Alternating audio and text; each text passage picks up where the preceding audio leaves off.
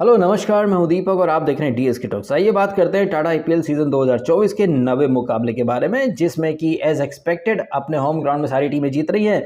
तो आरआर भी अपने होम ग्राउंड में जीत जाए, ये होना तो लाजमी था। ठीक वैसे ही जैसे फुद्दू फरन के अम्मी के नाम शब्बो आजमी। वैसे इस मैच में रियान पराग, बताइए, हम लोग बात कर रहे थे या सोच रहे थे कि एक आरपी यानी ऋषभ पंत, भाई उसका परफॉर्मेंस जो है वो आरआर के अगेंस्ट काफ़ी अच्छा रहा है और कमबैक भी कर रहा है। लेकिन अब तक 2 मैचेस खेले हैं ऋषभ पंत ने, और जो विंटेज ऋषभ पंत था उसकी कहीं दूर दूर तक कोई झलकियां नहीं दिख रही हैं। तो एक आरपी जिसका मतलब कमबैक का सब इंतजार कर रहे थे, वो आरपी तो कुछ नहीं कर पाया खास। लेकिन जो दूसरा आरपी है जो कि ग्राउंड से ज्यादा सोशल मीडिया पर परफॉर्मेंस दिया करता था, हम बात कर रहे हैं आरपी द रियान पराग के बारे में। रियान पराग ने पिछले मैच में भी काफी अच्छा परफॉर्म किया था, और कल तो भाई साहब रियान पराग ने अकेले ही अपने बूते आरआर को जिता दिया। यदि मैं ऐसा बोलूं तो कोई अतिशयोक्ति नहीं होगी, क्योंकि 185 बनाए आरआर ने, जिसमें से 84 तो अकेले रियान पराग ने, और आखिरी ओवर में उसने 25 रन मारे। 25! अरे पिछले साल रियान पराग ने एक ट्वीट करा था कि मेरी अंतरात्मा कह रही है कि मैं एक ओवर में 4 छक्के मारूंगा। 4 छक्के यानी 24 रन। तो देखा जाए तो रियान पराग ने 4 छक्के भले ही नहीं मारे, लेकिन 24 से ज्यादा रन यानी कि 25 रन उसने मार लिए। 3 चौके, 2 छक्के, 1 सिंगल। तो यहाँ पर एक चीज़ तो हम अच्छे से कह सकते हैं, और ये कहने में मुझे कोई गुरेज भी नहीं है, जितनी शिद्दत से हम उसको ट्रोल करते रहे हैं उतनी शिद्दत से हम उसे अप्रिशिएट भी कर सकते हैं। एंड जो चीज़ रियान पराग ने मैनिफेस्ट करी थी, कल उसने उस चीज़ को फुलफिल करके दिखा दिया और 25 रन बनाए आखिरी ओवर में।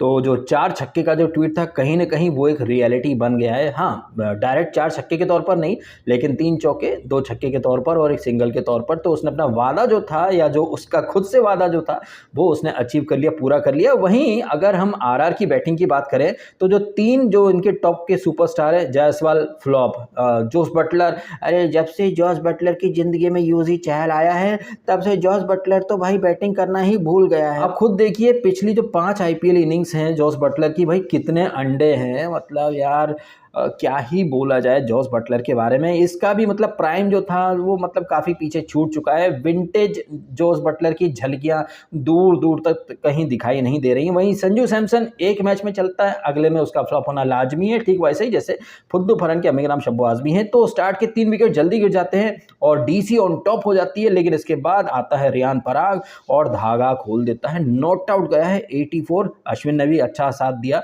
तो 185 का टारगेट था, और डीसी की टीम जिसमें अगर हम देखें तो मिचेल मार्श, डेविड वार्नर और ऋषभ पंत के अलावा कोई बहुत बड़ा नाम है ही नहीं।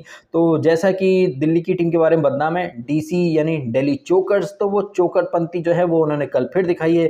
पिछला मैच भी हार गए, कल का मैच भी हार गए। डेविड वार्नर और वो ट्रस्टन सब्स करके है, इन दोनों ने ही थोड़ा फाइट, थोड़ा दम दिखाया है। ऋषभ पंत तो कमबैक कर रहे हैं तो थोड़ा डिस्काउंट दे देते हैं, टुक टुक टुक टुक करके कुछ 28-29 रन उन्होंने बनाए। कहने का मतलब है कि वार्नर और सब्स ने थोड़ी लाज बचा ली है, अदरवाइज डीसी की हार का मार्जिन काफी ज्यादा हो सकता था। एनीवेज अब बात करते हैं आज होने वाले मुकाबले की, जो कि है बेंगलोर के ग्राउंड में RCB versus KKR. RCB versus KKR पिछले साल जो मैचेस हुए हैं उसमें दोनों बार केकेआर ही जीती है। केकेआर को जो है एक अपर हैंड मिला हुआ है, और भूलिएगा मत भाई साहब, केकेआर के सामने ही आरसीबी 49 ऑल आउट हो गई थी। और पिछला जो मुकाबला केकेआर जीत करके आई है, जिस तरह से 200 के ऊपर मारे थे, रसल मेनिया सबने देखा ही था।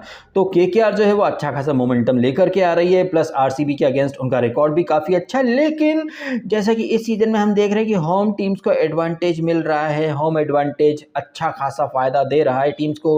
अब केकेआर आरसीबी के गढ़ में आ रही है। क्या केकेआर वाले ये जो होम एडवांटेज का सिलसिला जो चल रहा है उसे तोड़ पाएंगे और आरसीबी के घर में घुसकर उन्हें रौंद के दिखा पाएंगे या नहीं, ये तो खैर आज रात को पता चल ही जाएगा। बट आरसीबी की अगर हम बात करें तो आरसीबी के पिछले 2 मैचेस में कैमरून ग्रीन और मैक्सवेल टोटल फ्लॉप रहे। पिछले मैच में विराट कोहली चला जरूर है, वहीं फैफ डुप्लेसी भी फ्लॉप ही हुआ था, रजत पाटीदार भी फ्लॉप हुआ था। मैं समझ रहा हूं कि यार ये जो आरसीबी का मैनेजमेंट है, इन लोगों को थोड़ा सा अब मौका ना, जब उसको विल जैक्स को दे देना चाहिए।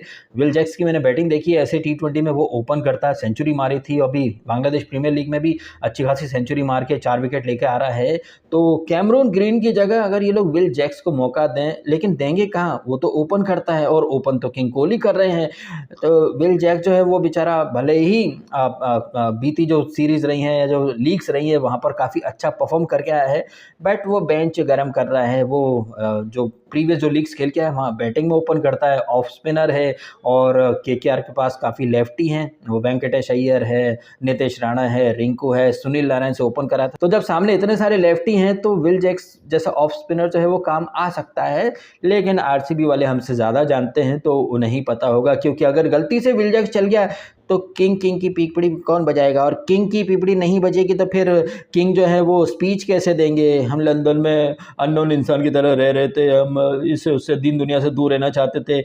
एक तरफ किंग ने कहा था कि पर्सनल इश्यूज़ हैं, अनडिवाइडेड अटेंशन है, फैमिली इश्यूज़ हैं, मैं 2 महीने तक क्रिकेट से दूर रहूँगा, टेस्ट सीरीज से नाम वापस ले लूँगा। लेकिन अब किंग बोलते हैं हमें तो भाई अननोन जगह पे एकदम नॉर्मल इंसान की ज़िंदगी जीनी थी।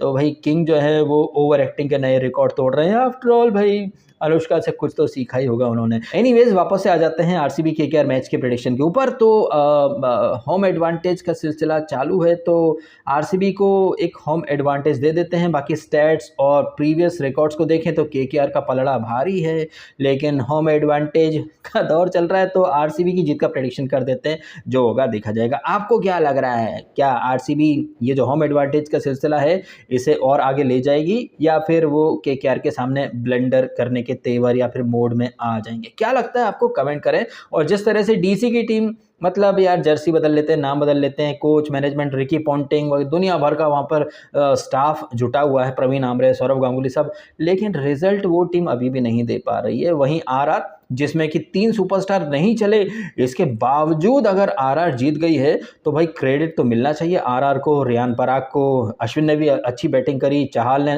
नांद्रे बर्गर, मतलब आरआर में बड़े जो नाम हैं वो नहीं चले, लेकिन जो छोटे नाम हैं जिनसे कोई ज़्यादा एक्सपेक्टेशंस नहीं थी वो सारे प्लेयर्स चल गए। स्पेशली रियान पराग, जितनी ज़्यादा इसकी ट्रोलिंग हुई है, जितना ज़्यादा कहीं ना कहीं इसने अपना खुद का पोपट करवाया है, लेकिन अब जो है वक्त बदल गया है रियान पराग का। एंड मैं समझ रहा हूँ कि जिस तरह से रियान पराग ने डोमेस्टिक क्रिकेट में परफॉर्म किया था, सईद मुश्ताक अली ट्रॉफी और जितने भी डोमेस्टिक टूर्नामेंट होते हैं, जो मैचेस होते हैं, उसमें उन सारे मैचेस में उसने कहीं ना कहीं तैयारी तो दिखाई थी कि इस बार वो बोलेगा कम, बल्ले से ज़्यादा बातचीत करेगा, और वो करके दिखा भी रहा है। क्या कहना आपका इन सारी बातों के बारे में, कमेंट अवश्य कीजिएगा। आपने समय निकाला, वीडियो देखा, आपका बहुत बहुत धन्यवाद। Thank you so much.